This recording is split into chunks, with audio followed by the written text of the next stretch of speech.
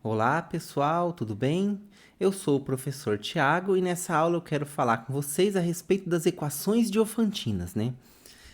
Bom, vamos lá. O que são as equações diofantinas, pessoal? Uma equação diofantina nada mais é que uma equação que envolve duas variáveis x e y. É uma equação da forma ax mais by igual um valor c, né? Então aqui a, b e c são valores que você vai ter aí fixado, né? Por exemplo, você pode ter 2x mais 3y igual a 5, né? Isso aqui vai ser uma equação diofantina, né? Onde o x e o y são variáveis, né? Então, é uma equação de primeiro grau, né? A gente tem o x e o y elevado a 1. É uma equação linear também, né? O x aí não está elevado a nenhuma potência, você não está calculando nenhuma raiz de x, nada disso. E é uma equação, então, que ela é linear de primeiro grau em duas variáveis, né? Uma equação dessa forma aqui é o que a gente chama de equação diofantina. Bom, o nome Diofantina é um atributo a Diofanto de Alexandria, que viveu aproximadamente aí em 250 depois de Cristo, e foi o primeiro aí que trabalhou com equações tendo essa forma aqui, ok? Bom, então isso aqui é o que a gente chama de uma equação diofantina. O que seria, então, uma solução para uma equação diofantina, né? Uma solução para a equação diofantina vai ser números que você coloca tanto no x quanto no y, né? Então, como você vai precisar de um número para o x e um para o y, a solução vai ser formada por um par, né? Onde um dos membros é o x e o outro é o y, que ao substituir na equação, faz a equação ser satisfeita, né? Então, um par x0 e y0, né? Então, um par, que a gente pode denotar assim, se a gente quiser, x0 e y0 é solução dessa equação diofantina, né? Se acontece o quê? Quando você substituir no lugar do x, esse valor x0, substituir no lugar do y, esse valor y0, multiplicar o x por 2, o y por 3, né? E o resultado disso der 5, né? Se a igualdade for realmente igual a 5, então você pode dizer que o par x0 e y0 é uma solução para a sua equação diofantina que é dada aqui, né? Aqui eu peguei um exemplo, claramente, né? Mas você poderia ter, no lugar do 2, do 3 e 5, qualquer número inteiro, A, B e C, né? Então, isso já configura uma equação diofantina, né? E uma solução, então, vai ser o par, que quando você substitui o x e esse y lá na equação, a equação é satisfeita, né? Então, isso é a solução. Bom, vamos fazer um exemplo aqui, ó, que já é uma aplicação também que ilustra o tipo de problema que a gente pode utilizar, né? Equação diofantina para solucionar, ou aquele tipo de problema que a gente acaba recaindo aí numa equação diofantina, né? Então, ó, uma aplicação bem interessante aqui, ó. Suponha que você deseja comprar aí 34 kg de ração para cachorro, né? E suponha também que essa ração seja vendida apenas em sacos de 3 e 7 quilos, né? A pergunta que eu faço é a seguinte, então. Quantos sacos deve-se comprar de 3 kg e quantos você deve comprar de 7 quilos, né? Para que você consiga obter o total desejado de 34 quilos de ração, né? Então, esse aqui é um probleminha aí simples do dia a dia, né? A gente pode pensar assim, em que você quer comprar determinada quantidade de produto, porém, né, esse produto é vendido em apenas embalagens com determinados pesos, né? Então, se você quer comprar uma quantidade total, a pergunta quantas embalagens de cada peso você tem que comprar para você obter aquele total desejado, né? Então isso aqui não valeria apenas aí para ração de cachorro, né? Poderia ser para qualquer produto envolvendo não só peso também, envolvendo líquido, né? Você pode querer comprar determinada quantidade de certo líquido, né? E tem embalagem lá, por exemplo, de 1 litro, de 2 litros, de 500 ml, né? E você poderia então fazer esse tipo de problemática aí. Bom, se x representa a quantidade de sacos de 3 kg aqui nessa aplicação nossa, né? E y a quantidade de sacos de 7 kg, os 34 kg são obtidos através dessa equação diofantina aí, né? Que é o quê? 3, né? É 3 que multiplica x, então x é a quantidade que você vai pegar de sacos de 3 kg, né? Então, se é a quantidade de sacos de 3 kg, vai ser x vezes 3, não é mesmo? Então, se eu pegar, por exemplo, 5 sacos de 3 kg, eu vou ter 15 quilos aqui, né? Mais, né? 7, né? Que é o outro peso, né? Sacos de 7 quilos, né? E y, a quantidade de sacos de 7 quilos que eu considero, né?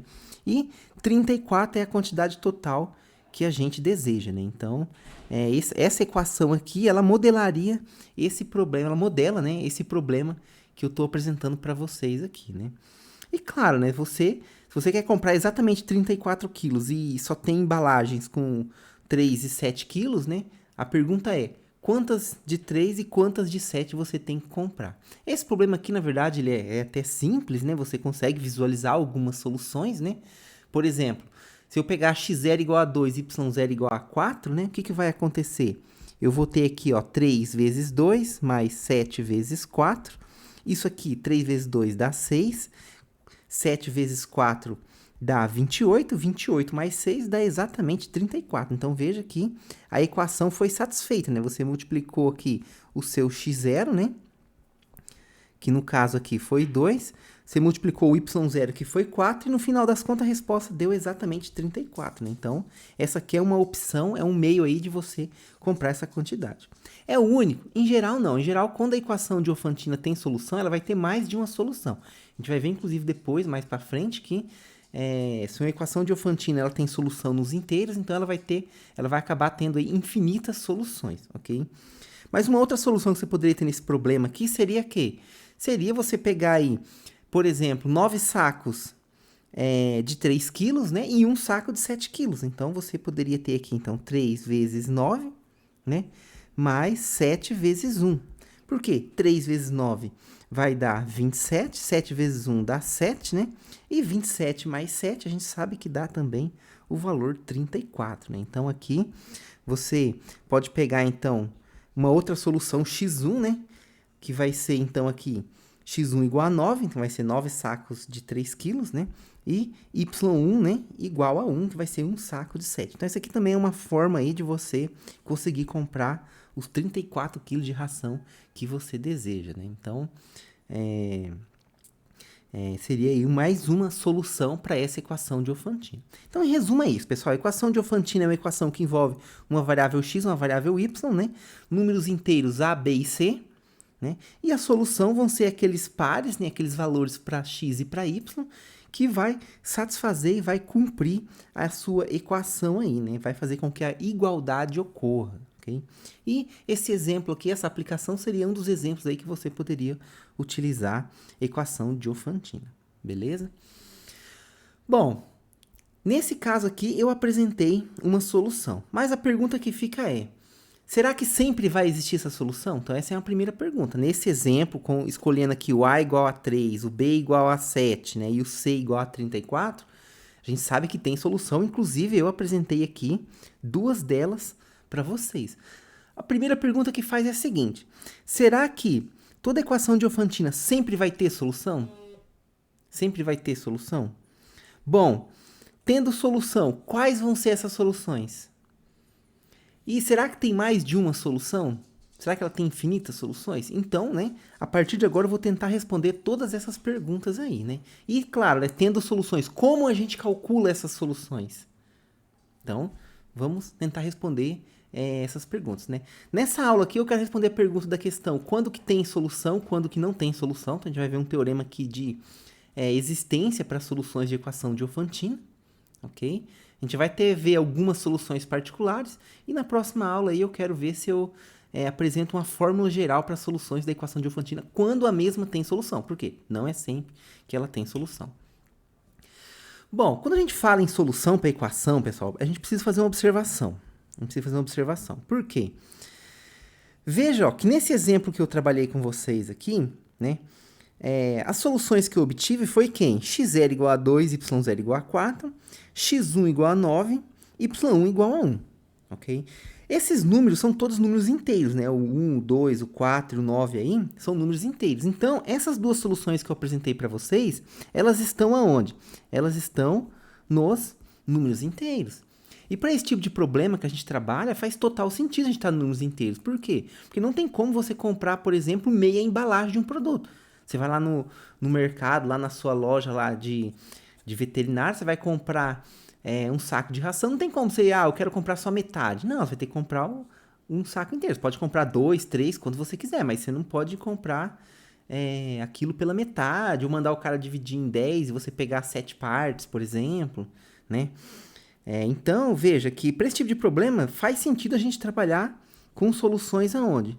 Nos números inteiros, né? E é importante falar isso, pessoal, por quê, né? Porque se você olhar para essa equação aqui agora, ao invés de olhar nos inteiros, você olhar ela nos reais, essa equação sempre tem soluções nos reais. E, na verdade, vai ser o quê? Infinitas soluções sempre, ok? Porém, quando você olha nos inteiros, as coisas ficam mais delicadas um pouco. E é esse ponto que eu quero explorar com vocês, né? Então, ó, vamos pegando esse exemplo nosso aí, por que que nos reais a gente teria, então, infinitas soluções, né? Se você observar, essa equação aqui é uma equaçãozinha de primeiro grau, que envolve duas variáveis. Então, é bem simples você isolar a variável y. E se você está pensando nos números reais, né, onde todos os números fazem sentido, né, inclusive os números na forma de fração, é fácil você isolar o y, né? Como vocês podem ver no slide ali, ó. Se você isolar o y aqui, né, até fazer essa conta rapidinho para vocês, ó. Se você olhar aqui, né, essa equação aqui, o que que acontece, né? Você tem que 7y é igual a 34 menos 3x, né? Você isola, subtrai 3x em ambos os membros, né? E você pode agora dividir por 7. Então, y vai ser igual a 34 menos 3x dividido por 7. Então, veja que não importa quem seja o x real que você coloca aqui, sempre tem um y associado a ele. Sempre tem um y associado a ele, né? Então, você tem soluções, né? E como o x aqui pode ser qualquer número real, o y, você vai ter também muitas possibilidades para ele, né? Para cada x que você colocar ali, você vai ter um outro y lá, né? Um y, inclusive, vai ser diferente nesse caso aqui. Então, como você pode ter infinitas possibilidades para o x aqui, você acaba tendo também infinitas possibilidades para o y, e, consequentemente, você tem, então, infinitas possibilidades para o x e y. Bom, se você tem infinitas possibilidades para o x e y, na qual você coloca aqui nessa equação e a equação é verificada, o que que isso significa, então? Que você tem infinitas soluções. Mas, atenção, gente, atenção, atenção, atenção. Isso é quando você está no conjunto dos números reais. No conjunto dos números reais, ok? Por quê que isso é importante, né? Porque nos reais você pode dividir por 7, que vai ser um número real. Agora, nos inteiros, não. Dependendo do valor que você escolhe para x aqui, ó, por exemplo, você pegar x igual a 0, você vai ter o y igual a 34 sobre 7. Isso não é um número inteiro. Não tem como você comprar 37 sobre 4, 34 sobre 7 pacotes de 7 quilos, por exemplo. Não tem como, só pode comprar uma quantidade inteira de pacotes de 7 kg de ração. Ok? Então, embora tenha infinitas soluções, quando você olha para o conjunto dos números reais, né, que são o conjunto de todos os números que tem aí, então quer dizer o quê? Quer dizer que, beleza, tem solução, mas ela não interessa no nosso ponto de vista prático que a gente quer abordar aqui. Então, muitas vezes, no ponto de vista prático, a gente tem que analisar isso aonde? Nos inteiros. Beleza, gente? Então, e essa equação aqui, ó, mais uma observação antes de eu continuar aqui, né? Você tem aqui essa equação de Diofantina, né? Você resolve ela, você sabe que y é igual a quem? A 34 menos 3x sobre 7, né? E se você observar bem, né? Isso aqui implica o quê pra gente? Que y é igual a menos 3 sobre 7x, né? Mais 34 sobre 7, né? Essa equação aqui é o quê? É uma equação aqui de primeiro grau, né? Isso aqui, na verdade, define uma função que a gente chama de função afim. Ou uma equação de uma reta, né? O gráfico se você enxergar y como função de x, o gráfico disso vai ser o quê? Vai ser uma reta. Você teria aqui uma função de primeiro grau. Okay? Então, se você fizer o gráfico disso aqui, o que você vai observar, então, no fim das contas, né? Você vai observar o seguinte. Então, a gente sabe o que? A gente sabe que essa equação tem algumas soluções, né? Eu apresentei para vocês algumas soluções inteiras, né? Por exemplo, o 2 e o 4, o 9 e o 1 são soluções, né? Então, se eu marcar aqui o 2 aqui, né? Se eu marcar o 2 aqui e eu marcar o 4 aqui, né? E eu marcar aqui o 9 e eu marcar aqui o 1, tá? Eu sei que esse ponto, né? E esse ponto aqui, eles são pontos que satisfazem a equação, né? Então, eles também satisfazem essa equação, porque é a mesma, né? Bom, e se isso aqui é uma equação de uma reta, e esses dois pontos estão na reta, por quê? Porque satisfaz a equação, então quer dizer o quê? Você sabe que por dois pontos só passa uma reta, não é mesmo? Então, quer dizer que o gráfico dessa função aí, né? Seria aqui, seria uma reta, né? Então, essa reta aqui, né, ela descreve exatamente quem? O y como função de x dada aqui por essa expressão aqui, né? Então, para qualquer x que você considerar aqui real, né? Aqui no eixo x, né? Aqui seria o nosso eixo y, né? Para qualquer x que você considera aqui, você tem um respectivo y aqui, e esse xy satisfaz essa equação aqui, que é a mesma equação que está aqui, que é a nossa equação Diofantina, né? Então, quando você está em R, pessoal, isso aqui tudo é muito tranquilo, é muito fácil de resolver, né? Você consegue fazer até o gráfico das soluções, né? Que são todos os pontos x e y no plano, né? Que estão em cima dessa reta aí, beleza? Mas, conforme eu comentei com vocês, né? A gente quer resolver esse problema não em R, a gente quer resolver esse problema nos inteiros, né? Por quê? Porque muitos problemas práticos, né? A gente quer... ele faz sentido aonde? Quando os números x e y são números inteiros, beleza, gente? Então, eu quero responder a pergunta, né? Quando que a equação Diofantina tem solução? Nos inteiros. Em R não tem discussão, é bem simples o problema, a gente já resolveu ele aqui, né? Resolvi esse exemplo aqui, mas se você tivesse A, B e C, seria tranquilo, seria a mesma coisa. De toda forma, você conseguiria, né, isolar o seu y aí e ter ele como função de x, e essa função ia acabar sendo uma função afim, cujo gráfico ia ser uma reta, né? Então, você ia ter uma equação de uma reta em todo caso, né? Então, em R, isso aqui sempre tem solução, tá, gente? Então, o nosso desafio agora é analisar nos inteiros, né? Ou seja, eu quero que os coeficientes aqui, né, o A, o B e o C, né, que seria da equação, né, sejam números inteiros e as soluções x e y também números inteiros, ok? Então, vamos analisar agora essa questão nos números inteiros. Bom, e a pergunta que eu quero responder é a seguinte, né? Em Z, ou seja, nos inteiros, quando uma equação Diofantina tem solução? Okay? E agora esse teorema, então, vai ser a resposta para essa pergunta para a gente. E é aqui que vai entrar, pessoal, a importância do máximo divisor comum. Então, quando você tem uma equação Diofantina do tipo ax mais by igual a c, né? Esse a e esse b são fixados, né? Aqui está com variáveis arbitrárias, mas num problema prático aí, eles seriam os valores que estariam fixados, né? Bem como o c também. E o seu desafio é encontrar quem seriam aí as variáveis x e y que vão satisfazer essa equação e, consequentemente, ser solução do nosso problema. Então, pessoal, esse teorema diz o que pra gente? Ó, se você tem uma solução Diofantina dessa forma aqui, né, ax mais by igual a c, e você tem D, você considera D o máximo divisor comum entre A e B, né? Então, você tem A, B e C. Bom, dados A e B, você pode calcular o máximo divisor comum deles, né? Todo número A e B positivo aí, né, você consegue calcular o máximo divisor comum. Na verdade, o A e B pode ser qualquer número inteiro, não precisa ser positivo, pode ser também valores negativos, que também vai dar o máximo divisor comum, né? O que é positivo sempre é o máximo divisor comum. O máximo divisor comum, ele sempre é um valor positivo, né? O D é sempre maior que zero. Mas o A e o B aqui pode considerar negativos também, que não tem problema. Então, ó, dado A, B, você sempre pode calcular o máximo divisor comum, então ele faz sentido, né? E esse teorema diz o que pra gente no primeiro momento? Que a equação Diofantina tem solução C e somente C, ou seja, se tem solução, o D vai dividir C, e se D divide C, tem solução. Então, é uma coisa que acontece, C e somente C, a outra coisa acontece, são coisas equivalentes, né? Então, a equação Diofantina tem solução apenas quando, né, o máximo divisor comum divide esse cara que está aqui do lado direito da equação.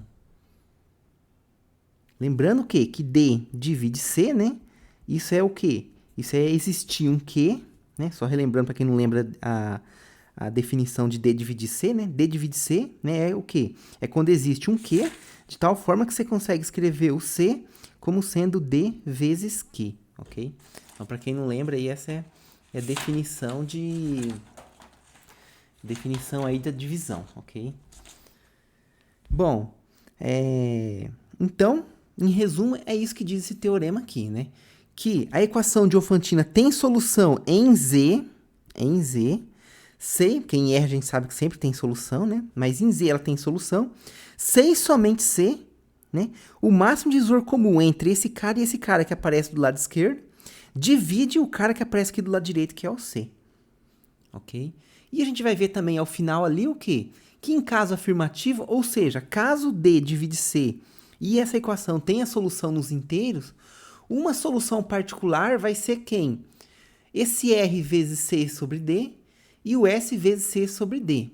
Onde R e S são aqueles caras que a gente obtém lá no teorema de Bezout. Lembra? Onde o R e S são tais que o máximo divisor comum entre A e B é igual a R vezes A mais S vezes B. Então, né, a gente consegue, né, usando o teorema de Bezout, né, usando aquele algoritmo de Euclides que a gente fez para poder calcular o R e o S que aparece uma possibilidade, pelo menos, para o R e S que aparece no teorema de Bezout. A gente usando aqueles algoritmos, a gente consegue achar esses R e esse S, uma vez que você tem o máximo divisor comum. E, consequentemente, né, como você tem aqui o máximo divisor comum de A e B, o C é dado, você também consegue achar aí o x0 e y0 em uma solução particular. Então, né, esse teorema aqui, ele garante não apenas que tem solução, mas quando tem solução, e ele até te dá qual é uma solução. A gente vai ver depois na próxima aula que, na verdade, esse problema tem infinitas soluções, né? Mas eu vou deixar para a próxima aula que a gente tem que fazer um outro cálculo, né?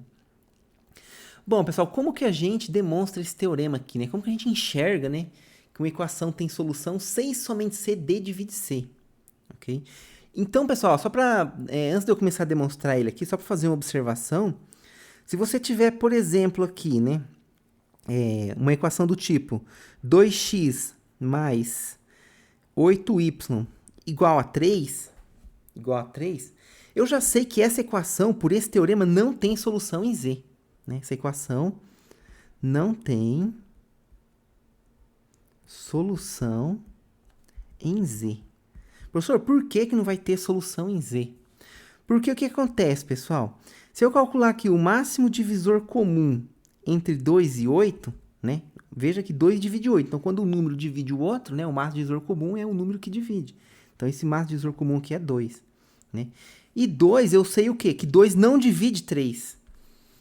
Então, como 2 não divide 3, essa equação não pode ter solução. Por quê? Porque essa equação tem solução C e somente C, né? O máximo divisor comum do cara que multiplica x com o cara que multiplica y divide esse cara que está aqui. Se não divide, não tem solução. É isso que fala, né? Então, o problema ter solução implica que o máximo divisor comum divide C, né? E o máximo divisor comum divide C implica que o problema tem solução. Então, caso o problema não tenha solução, você pode falar que o máximo divisor comum de 2 e 8 não divide 3, né? Ou o máximo divisor comum de A e B não vai dividir C, né? E caso o máximo divisor comum de A e B não divida C, você pode falar que não tem solução. Essas coisas são equivalentes. Então, o problema ter solução é equivalente ao máximo divisor comum de A e B dividir o valor C que aparece aqui, que nesse exemplo nosso aqui eu peguei igual a 3. Ok? Então, essa já é uma primeira aplicação muito interessante aqui desse teorema, que permite você concluir quando tem solução nos inteiros ou não. Ok? Bom, então, eu vou dar uma ideia da demonstração desse teorema para vocês, ok? Veja que esse teorema, ele é o quê? É um teorema C e somente C. Eu falo que a equação de Diophantino tem solução, C e somente C, D divide C. Como que você demonstra isso? Você tem que provar o quê? Duas coisas. Primeiro, que se tem solução, então o D divide C. E depois tem que provar a recíproca, que é o quê? Que se D divide C, então o seu problema tem uma solução. Beleza, gente? Então eu vou fazer primeiro o que a gente chama de IDA, que é o quê? Assumir que o problema tem solução, né?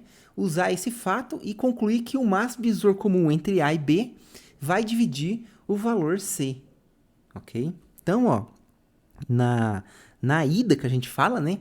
Eu assumo que tem solução e eu vou provar que D divide C, né? Então, ó, sendo x0 e y0 solução, né, da equação Diophantine aí, a gente sabe o quê? A gente sabe, então, que quando eu multiplicar o A pelo x0, multiplicar o B pelo y0, somar essas duas coisas, como x0 e y0 eu estou assumindo que é uma solução, isso aqui vai ter que dar o nosso valor C, ok? Eu vou chamar isso aqui de equação 1. Okay? Equação 1. Bom, por outro lado, o que eu sei mais aqui nesse problema? Eu sei que D é o máximo divisor comum, né? De A e B. Então, ó, por outro lado, como D é o máximo divisor comum de A e B, a gente sabe o quê? A gente sabe que D divide A e D divide B. Por quê? Porque se é um máximo divisor comum, em particular um divisor comum, então divide os dois elementos, né? Bom, se D divide A e divide B, o que a gente pode concluir? Então, por outro lado, como D é o máximo divisor comum, D divide A e D divide B. Logo, né, se D divide A, eu sei o quê? Que A é igual a D vezes um certo Q1 e B vai ser igual a D vezes um certo Q2. Essa é a definição de D divide A e D divide B. E como D divide A e D divide B, então eu sei o quê? Que existe Q1 e Q2, tal que eu consigo escrever o A como sendo D vezes Q1 e o B como sendo D vezes Q2, ok? E essa equação aqui eu vou chamar, essas duas equações eu vou chamar de 2. O que eu vou fazer agora? Né? Eu sei que 1 e 2 são verdadeiras, isso ocorre. Então, o que eu vou fazer? Eu vou pegar o A, a expressão do A que eu obtive aqui, a expressão do B que eu obtive aqui em 2, e vou substituir aqui na equação 1. Eu vou fazer isso, né? Então, ó, de 1 e 2, o que a gente tem, então? A gente tem que, no lugar do A lá, eu vou colocar D vezes Q1. Então, D vezes Q1, né? O A multiplica x0, então D vezes Q1 também vai multiplicar o x0, né? E no lugar desse B aqui, eu vou colocar D vezes Q2. Então, D vezes Q2, que multiplica y0, é igual a C. Né? Mas olha que interessante. Veja que o D agora multiplica os dois termos nessa soma, tá vendo? Se o D multiplica os dois termos, eu posso pôr ele em evidência. Ou seja, isso que eu escrevi é o quê? Que D, que multiplica Q1 vezes x0, mais Q2 vezes y0, né? Isso aqui é igual a C. Então, ó, o que eu acabei de fazer aqui? Eu acabei de escrever o C como sendo um número vezes D. Se eu chamar todo esse número aqui de um certo Q, eu tenho que C é igual a D vezes Q. Né? O que isso significa, então? Portanto, né, se C é igual a D vezes alguém, onde esse alguém tudo aí eu chamei de Q, né, eu sei o que, então? Que D divide C, que é o que eu queria, né? Meu teorema fala que se o problema tem uma solução, o máximo divisor comum, que é o D, vai dividir o valor C que aparece lá na equação de Diofantina, né? Esse valor C que aparece aqui. Então, com isso, eu provei a ida, né? Que se tem uma solução, então o máximo divisor comum não tem jeito. Ele vai dividir o valor C, né? Aí, pela contrapositiva, né, você conclui o quê? Que se D não divide C, então o problema ele não tem solução, né? Bom, agora vamos fazer a recíproca, né? A recíproca, a gente sabe o quê? A recíproca a gente tem que partir do fato que D divide C, né? E provar que tem solução. Como a gente vai provar que esse problema tem solução? Eu vou construir uma solução para esse problema, né? Partindo do fato que D divide C, ok? Bom, então, ó, eu vou partir, claro, não só do fato que D divide C. Eu vou usar também o quê? O fato que D é o máximo divisor comum entre A e B. Então, o tempo todo aqui, a gente está considerando D como sendo o máximo divisor comum entre A e B, ok? Então, ó, primeiro eu não vou nem usar que D divide C. Eu vou primeiro usar o fato que D é o máximo divisor comum, né, para fazer a recíproca, né? Mas a minha ideia é provar o quê? Que D divide C vai implicar para a gente, né, que a gente tem uma solução para essa equação de Diofantina. Então, ó, como D é igual ao máximo divisor comum entre A e B, a gente sabe isso também é uma informação que a gente tem aqui, né? A gente pode usar aqui o teorema de Bezout, que diz o seguinte, né? Pelo teorema de Bezout, existem R e S inteiros, né? Tais que eu consigo escrever o máximo divisor comum como sendo o R vezes A mais esse S vezes B.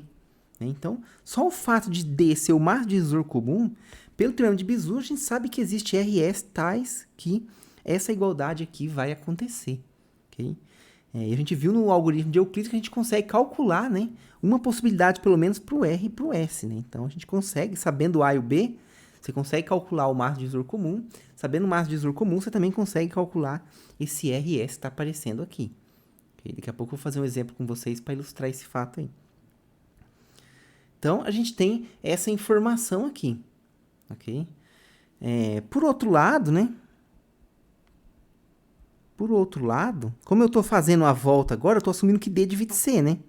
Então, por outro lado,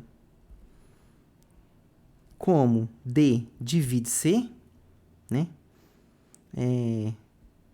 A gente tem o seguinte, né? Se D divide C, temos que C é igual a D vezes um certo Q1 aqui, né? Um certo Q, digamos aqui. Não é mesmo? Como D divide C, temos que C é igual a D vezes Q. Então, existe um Q tal que eu multiplico por D que vai dar C. Essa é a definição de D dividir C. Agora, eu vou fazer o quê? Eu vou pegar esse Q que a gente achou aqui, do fato de D dividir C, a gente obteve esse Q. E eu vou multiplicar essa equação aqui, né? Que eu vou chamar de 3, multiplicar por esse Q. E vamos ver o que vai acontecer. Ok? Multiplicando 3 por esse Q, a gente encontra o seguinte. A gente encontra aqui, né? D vezes Q é igual a quem? A DRA mais DSB. Então, eu multipliquei aquela equação 3 dos dois lados por esse Q aqui. Mas eu sei o quê? Eu sei que D vezes Q é igual a C, né? Ou seja, né, se D vezes Q é igual a C, o que a gente acabou de fazer aqui? C é igual a quem? Aqui eu multipliquei por quê, né? Eu multipliquei errado aqui, na verdade, desculpa. Eu estou multiplicando, né, dos dois lados aqui por quê, né? Então, se eu estou multiplicando os dois lados por quê, então o D multiplicou Q, o RA vai multiplicar Q, então vai ficar RA vezes Q, e o SB também multiplica Q, beleza? Só fazendo essa pequena correção aqui. E com isso eu posso escrever o quê, então? Eu tenho que R vezes Q multiplica o A, né, mais o S, eu estou reagrupando aqui, né? O S vezes Q multiplica o B. Então, veja, pessoal, que eu achei aqui agora, né? Esse cara aqui vai ser o meu x0, esse cara vai ser o meu y0. Por quê? RQ e SQ, eles são ambos quem? São ambos números inteiros. Multiplicam A e B, soma e dá o C. Então, eu acabei de, como vocês podem ver no slide ali, ó, acabei de satisfazer a equação, não é mesmo? Achei um x0 que multiplica A, um y0 que multiplica B, que quando soma dá exatamente C, né?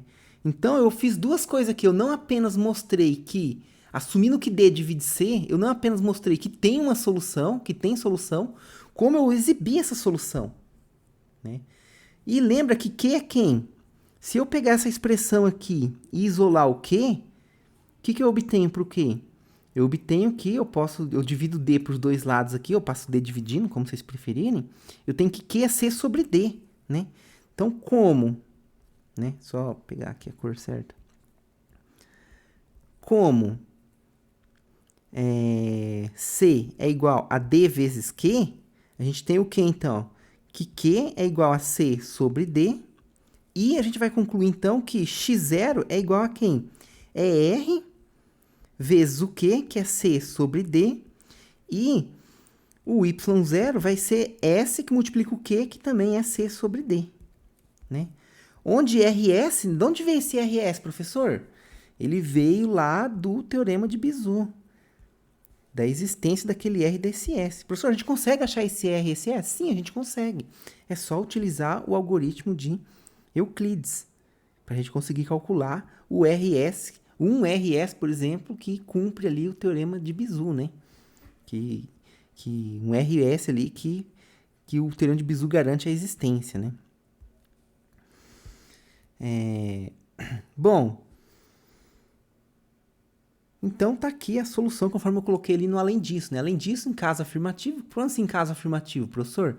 Caso afirmativo é quando D divide C, né? Que aí você tem a solução, ou seja, está no caso afirmativo para a solução. Uma das soluções é o R que multiplica C sobre D e o outro é o S que multiplica C sobre D. Beleza? Onde, né? Esse RS é aquele dado lá pelo teorema de Bezout. Eu vou fazer um exemplo aqui que a gente calcula o R e o S e faz tudo certinho, só para a gente finalizar e ficar exemplificado de uma maneira mais intuitiva para vocês, né? Então, suponha que a gente quer achar uma solução particular, pelo menos, né? Para a equação 24x mais 15y igual a 6. Bom, eu não sei a princípio se essa equação tem solução ou não. Por esse teorema, o que eu tenho que fazer para eu descobrir isso? Eu tenho que calcular o máximo divisor comum de 24 e 15 e ver se vai dividir 6. Se dividir 6, tem solução. Aí eu vou calcular uma solução particular, né? Se não dividir, eu já sei que não tem solução. A gente tinha visto um exemplo aqui anteriormente, né? Que esse exemplo aqui a gente não tinha solução, ó. Deixa eu voltar aqui rapidamente para você. Esse exemplo não tem solução. Por quê? Porque o máximo divisor comum de 2 e 8 é 2 e 2 não divide o 3. Ok? Então, eu sei que não tem solução esse caso aqui. Mas vamos analisar esse outro exemplo aqui agora. Bom, a primeira coisa que tem que fazer é calcular o máximo divisor comum de 24 e 15, né? Como que a gente calcula? A gente usa, então, o algoritmo de Euclides, né? A gente coloca aqui o 24, coloca aqui o 15, né? Faz aquelas duas barrinhas e vai fazer o processo de divisão, né? Eu vou dividir 24 por 15. Aqui em cima eu coloco o quociente, aqui embaixo eu coloco o resto. Aí eu vou depois repetindo o resto aqui e vou fazendo as divisões sucessivas, né? Assim que funciona. Bom, 24 dividido por 15 vai dar 1, né?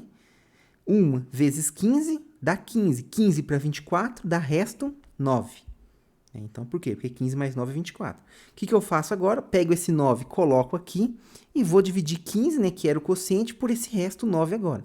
Isso aqui também vai dar 1. 1 vezes 9 dá 9. 9 para 15 falta 6, né? Obtive esse novo resto aqui. Coloco esse resto aqui agora e vou dividir 9 por 6. 9 por 6 dá 1. 1 vezes 6 dá 6. 6 para 9 faltam 3. Pego esse resto, coloco aqui e vou dividir. 6 por 3 dá 2, né? 2 vezes 3 dá 6. E 6 para chegar no 6 dá 0, né? Então, eu tenho o resto 0. Então, quer dizer o quê? Quer dizer que esse 3 que apareceu aqui é o meu máximo divisor comum. Então, 3 é igual ao máximo divisor comum de 24 e 15. Ok? Como 3 divide 6, por que 3 divide 6? Pois 6 é igual a 3 vezes 2, né? Onde aqui esse 2 agora vai ser o nosso Q, né?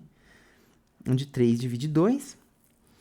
Como 3 divide 6, segue que essa equação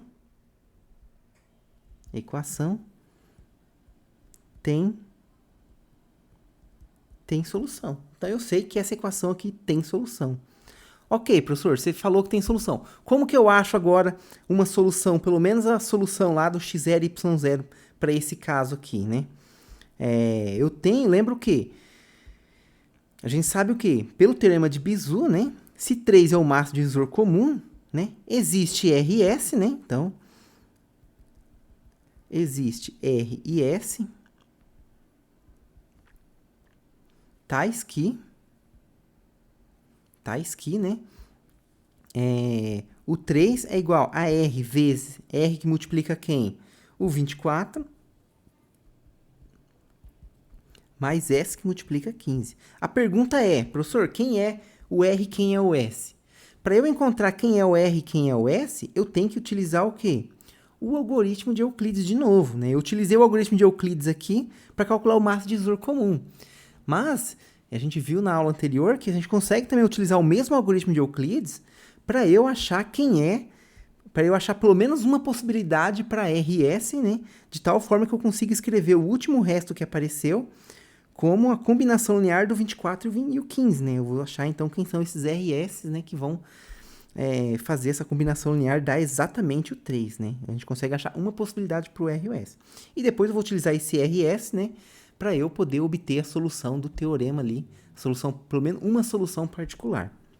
Bom, vamos lá, então, né? Como que eu acho o R e como que eu acho o S, né? Para quem não lembra, eu vou fazer rapidamente a conta aqui.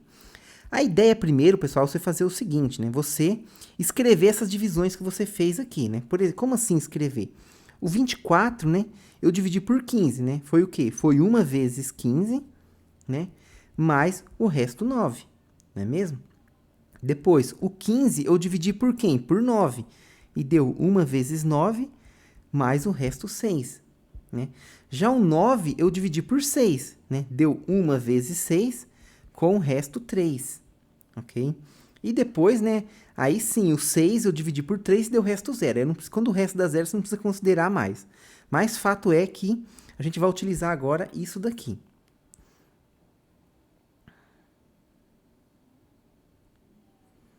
Bom, então, vou até trazer para baixo aqui, né?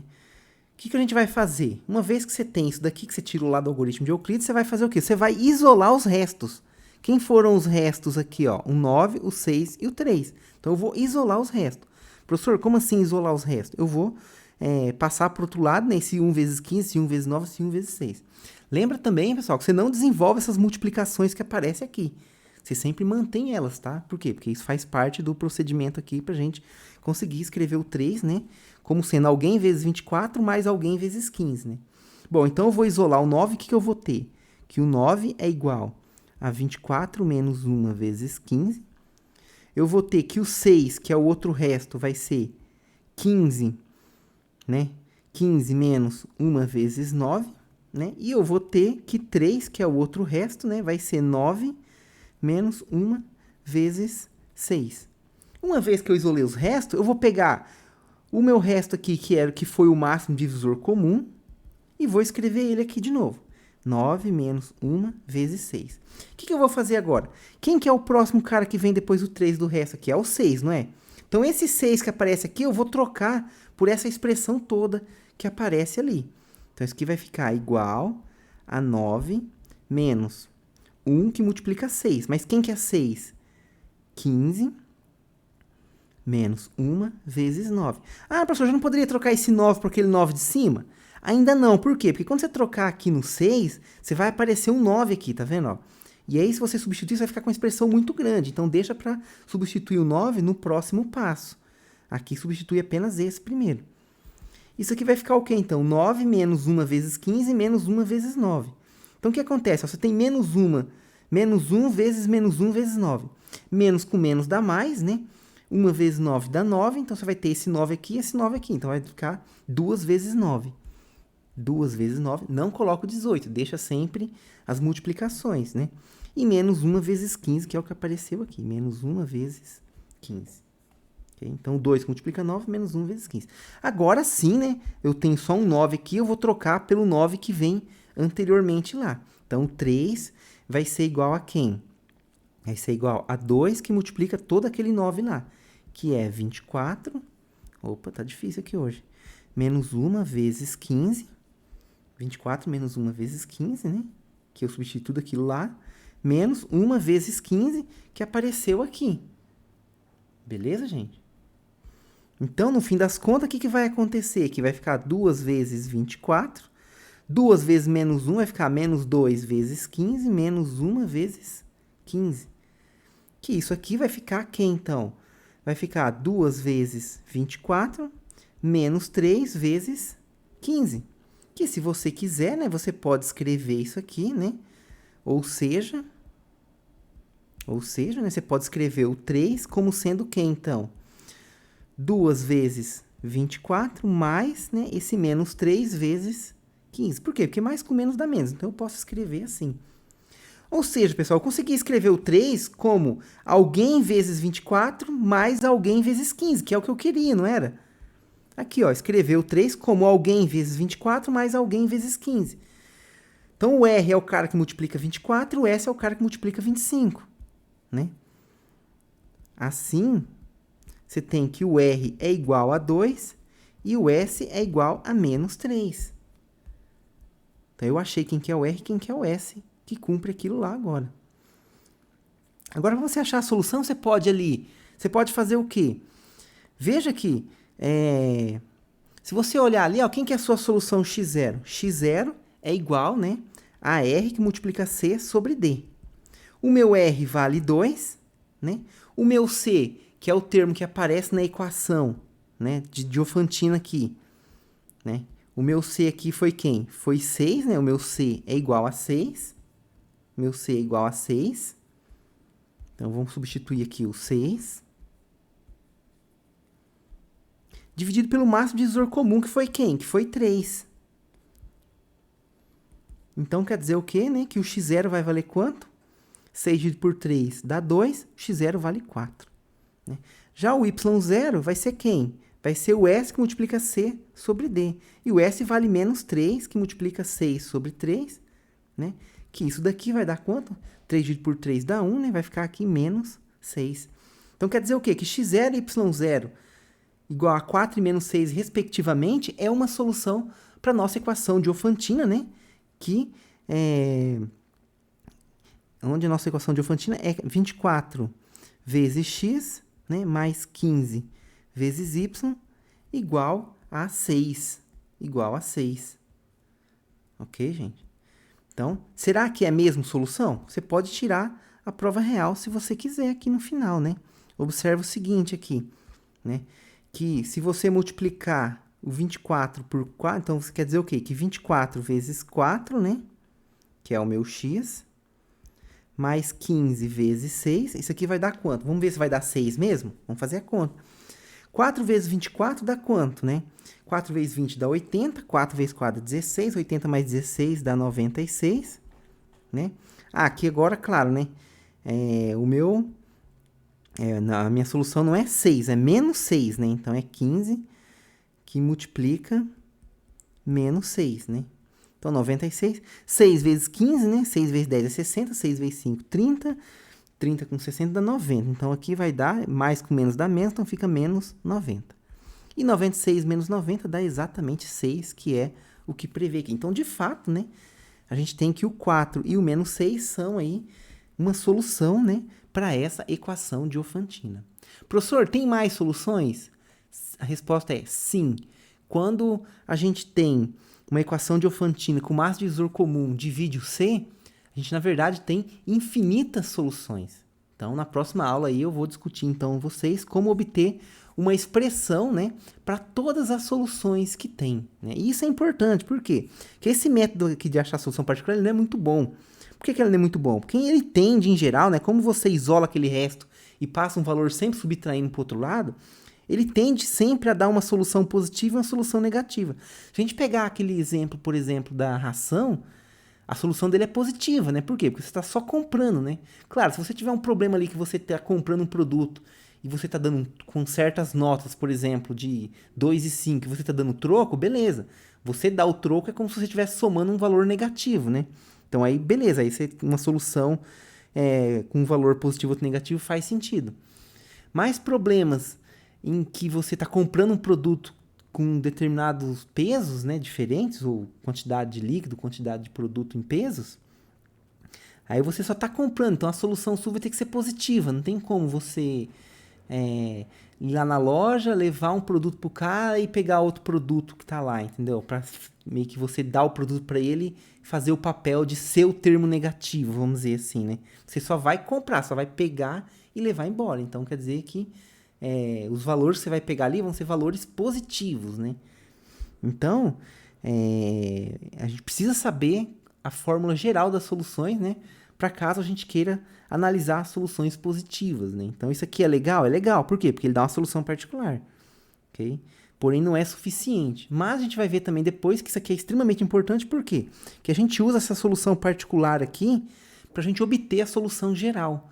E aí, a partir da solução geral, a gente faz uma análise de casos e consegue achar ali as soluções que são positivas. Beleza, gente? Mas isso aí vai ficar na próxima aula, porque senão vai alongar muito, né? Olha que interessante, né, gente? Se você olhar aqui, ó, quando você chegou nessa equação aqui, você já está praticamente na equação Diofantina, né? Que a sua equação Diofantina é quem? Eu vou até escrever aqui só para vocês relembrarem. É 6 igual a x vezes 24 mais y vezes 15. Não é isso que é a minha equação Diofantina? Só vamos confirmar aqui. 24x, 15y. 24x e 15y, ok? Então, veja que você já está quase... Essa parte daqui, ó, quando você chega aqui, já está praticamente na sua solução. O que falta para você passar daqui para cá? Você tem que analisar o que falta para você passar do 3 para o 6. Nesse caso aqui, seria só multiplicar por 2. Multiplicar por 2, ok, gente? Então, por isso que aí, quando você multiplica por 2, esse 2 vira 4. Quando você multiplica por 2, esse menos 3 vira menos 6, né? Que é a solução que você obtém ali depois, né? E isso aqui, pessoal, eu fiz por que esse exemplo? Porque isso aqui vem diretamente da demonstração do teorema, né? Quando você olha aqui, quando a gente demonstrou o teorema, a gente chegou aqui nessa equação, ó, que é dada lá pelo teorema de Bezout, que envolve o R e o S, né? O que eu fiz nessa equação? Eu multipliquei pelo Q. Quem que é o Q? O Q, ele é nada mais aqui, né? Ó, o Q, ele é o C da equação de Diofantina, que no nosso caso, nosso exemplo é 6, dividido pelo máximo divisor comum, que é D, que é 3, né? 6 dividido por 3 dá 2. Então, quer dizer o quê? Quer dizer que o Q que eu multipliquei aqui foi exatamente 2, tá vendo? Ó? No nosso exemplo lá, né? Essa multiplicação do Q aqui que eu cheguei na equação foi 2. Daqui que eu tirei a solução, tá vendo? Ó? Que esse R vezes Q, né? Eu substituí o Q por C vezes D e foi onde eu tive a solução, tá vendo? Ó? Então, esse Q que eu multipliquei aqui na demonstração, aqui no nosso exemplo, é exatamente, né, esse 2 que eu multipliquei aqui para vocês. Ó. Esse 2 que você multiplica aqui para passar para essa equação, que é a equação de Diofantina, né? E claro, quando você multiplica por 2 aqui, né, esse x vira 4, que é uma das soluções, né? E esse menos 3 vira menos 6, que seria aí a sua outra solução, né? Então, veja que a maneira como você calcula isso, ela vem diretamente da demonstração. Por isso que a demonstração é importante. Que ela te fala, né, a maneira como você calcula a solução. Beleza, gente? Então, isso aqui te dá uma solução particular. É alguma coisa? É melhor do que nada, claro, né? Porém, a gente vai precisar ainda, para resolver os problemas, você precisa da solução geral. Por quê? Porque em muitos problemas você precisa das soluções positivas, às vezes das soluções negativas, às vezes uma solução positiva e outra negativa. Então, assim, você precisa conhecer todas as soluções, as infinitas soluções que vão existir. Beleza, gente? Então, não é suficiente apenas resolver esse problema aqui. Mas isso aqui é extremamente importante, por quê? Porque toda vez que você vai fazer, depois a gente vai ver na próxima aula, toda vez que você vai obter a fórmula geral para a solução, você primeiro calcula essa solução x0 e y0. E usando ela que você vai obter a solução geral. Então, você não escapa de fazer esse cálculo aqui, né? Mesmo para obter a solução geral, você vai ter que fazer essas contas aqui, achar quem é essa solução particular aqui. Beleza, gente? Então, o que eu queria falar com vocês nessa aula aqui, então, era basicamente isso. Espero aí que vocês tenham entendido, compreendido esse assunto, né? E na próxima aula, então, eu falo aí da solução geral. Beleza? Bom, um abraço a todos, então, e até uma próxima oportunidade.